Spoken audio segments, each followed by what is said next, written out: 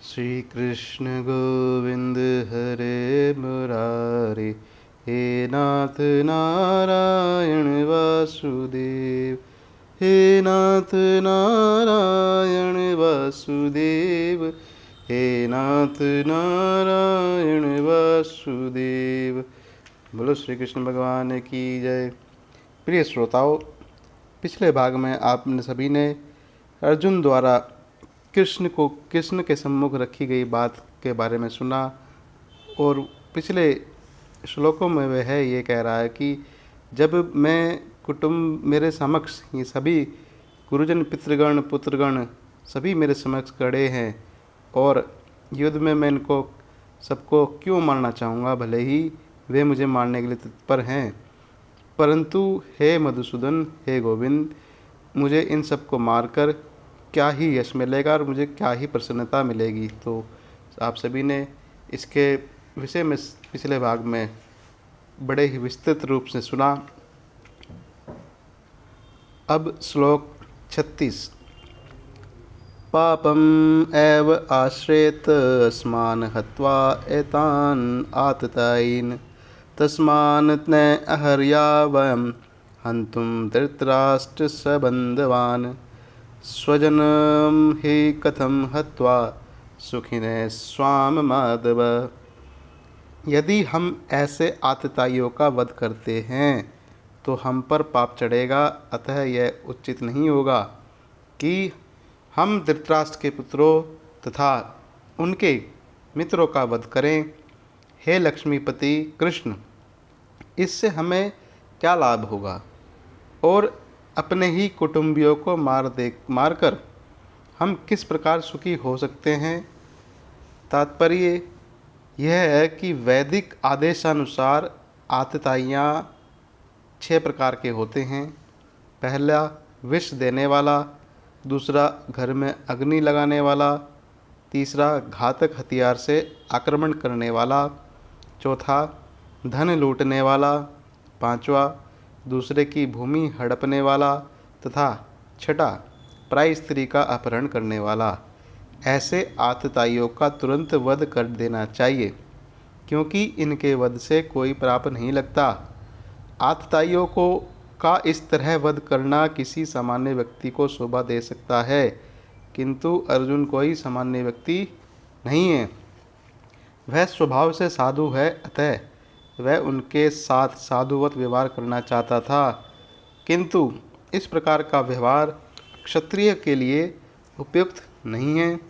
यद्यपि राज्य के प्रशासन के लिए उत्तरदायी व्यक्ति को साधु प्रकृति का होना चाहिए, किंतु उसे कायर भी नहीं होना चाहिए। उदाहरण के लिए भगवान राम इतने साधु थे कि आज भी लोग राम राज्य में रहना चाहते हैं, किंतु उन्होंने कभी कायरता का प्रदर्शन नहीं किया। रावण आतताई था क्योंकि वह राम की पत्नी सीता का अपहरण करके ले गया था, किंतु राम ने उसे ऐसा पाठ पढ़ाया जो विश्व इतिहास में बेजोड़ है। अर्जुन के प्रसंग में विशिष्ट प्रकार के आतताइयों से भेंट होती है। ये हैं उसके निजी पितामह, आचार्य, मित्र, पुत्र, पौत्र इत्यादि। इसलिए अर्जुन ने विचार किया कि उनके प्रति वह सामान्य आतताइयों जैसा कटु व्यवहार ना करे। इसके अतिरिक्त साधु पुरुषों को तो क्षमा करने का सलाह भी दी जाती है। साधु पुरुषों के लिए ऐसे आदेश किसी राजनीतिक आपातकाल से अधिक महत्व रखते हैं। इसलिए अर्जुन ने विचार किया कि राजनीतिक कारणों से स्वजनों का वध करने की अपेक्षा धर्म तथा सदाचार की दृष्टि से उन्हें क्षमा कर देना श्रेयस्कर होगा। अतः क्षणिक शारीरिक सुख के लिए इस तरह वध करना लाभप्रद नहीं होगा, ऐसा अर्जुन का विचार है। और वह साथ में यह भी सोचता है कि चूँकि आतताइयाँ अभी हमने सुना कि आतताई 6 प्रकार के होते हैं, पर वे आतताई उसके घर के ही कुटुंबी हैं, तो इसी वजह से इसी कारणवश उसको वह कुटुंबियों को मारने की अपेक्षा उनको क्षमा करना चाहता है।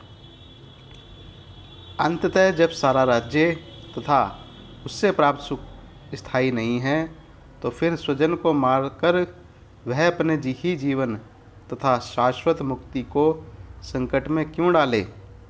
अर्जुन द्वारा कृष्ण को माधव अथवा लक्ष्मीपति के रूप में संबोधित करना भी सार्थक है।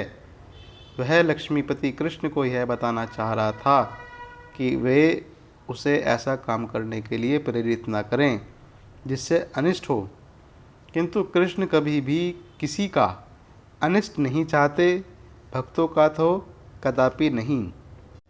श्लोक 37, श्लोक 38। यद्यपि एते न पश्यन्ति लोभ अपहत चेतसा कुलक्षय कृतं दोषं मित्रद्रोहे च पापकं कथं न जैस्माभिः पापकं कथं न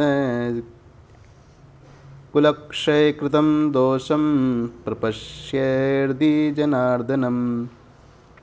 हे जनार्दन, यद्यपि लोभ से अभिभूत चित्त वाले लोग अपने परिवार को मारने या अपने मित्रों से द्रोह करने में कोई दोष नहीं देखते, किंतु हम लोग जो परिवार के विनिष्ट करने में अपराध देख सकते हैं, ऐसे पाप कर्मों में क्यों प्रवृत्त हों। क्षत्रिय से यह आशा नहीं की जाती कि वह अपने विपक्षी दल द्वारा युद्ध करने या जुआ खेलने के आमंत्रण देने पर भी मना करे। ऐसी अनिवार्यता में अर्जुन लड़ने से नकार नहीं सकता था, क्योंकि उसको दुर्योधन के दल ने ललकारा था। इस प्रसंग में अर्जुन ने विचार किया हो कि हो सकता है कि दूसरा पक्ष इस ललकार के परिणामों के प्रति अनभिज्ञ हो, किंतु अर्जुन को तो दुष्परिणाम दिखाई पड़ रहे थे, अतः वह इस ललकार को स्वीकार करना नहीं चाहता था।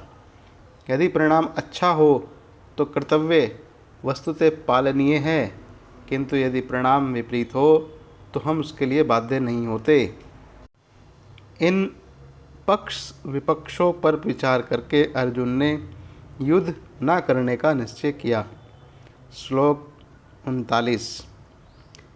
कुलक्षये प्रणश्यन्ति कुलधर्मा सनातना धर्मे नष्टे कुलं कृत स्त्रे धर्मो अभिभूत। कुल का नाश होने पर सनातन कुल परंपरा नष्ट हो जाती है और इस तरह शेष कुल भी अधर्म में प्रवृत्त हो जाता है।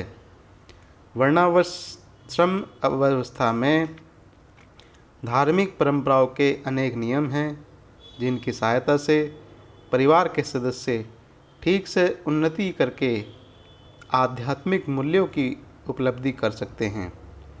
परिवार में जन्म से लेकर मृत्यु तक के सारे संस्कारों के लिए वयोवृद्ध लोग उत्तरदायी होते हैं, किंतु इन वयोवृद्धियों की मृत्यु के पश्चात संस्कार संबंधी पारिवारिक परंपराएं रुक जाती हैं और परिवार के जो तरुण सदस्य बचे रहते हैं वे अधर्ममय व्यसनों में प्रवृत्त होने से मुक्ति लाभ से वंचित रह सकते हैं। अतः किसी कारणवश परिवार के वयोवृद्धों का वध नहीं होना चाहिए। श्लोक 40। अधर्माभिभक्ता कृष्ण प्रदूषन्ति कुल स्त्रिया स्त्रीषु दुष्टासु वार्ष्णे जायते वर्णशंकरा। हे कृष्ण, जब कुल में अधर्म प्रमुख हो जाता है तो कुल की स्त्रियां दूषित हो जाती हैं और स्त्री तत्व के पतन से हे वृणीवंशी अवांछित संतानें उत्पन्न होती हैं। जीवन में शांति, सुख तथा आध्यात्मिक उन्नति का मुख्य सिद्धांत मानव समाज में अच्छी संतान का है। वर्णाश्रम धर्म के नियम इस प्रकार बनाए गए थे कि राज्य तथा जाति की आध्यात्मिक उन्नति के लिए समाज में अच्छी संतान उत्पन्न हो। ऐसी संतान समाज में स्त्री के सतीत्व और उसकी निष्ठा पर निर्भर करती हैं।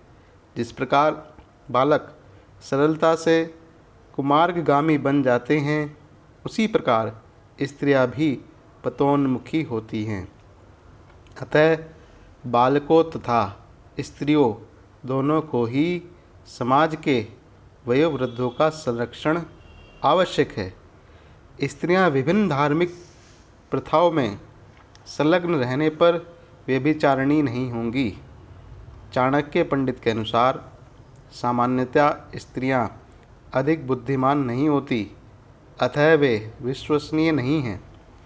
इसलिए उन्हें विविध कुल परंपराओं में व्यस्त रहना चाहिए और इस तरह उनके सतीत्व तथा अनुरक्ति में ऐसी संतान जन्मेंगी जो वर्णाश्रम धर्म में भाग लेने के योग्य होंगी।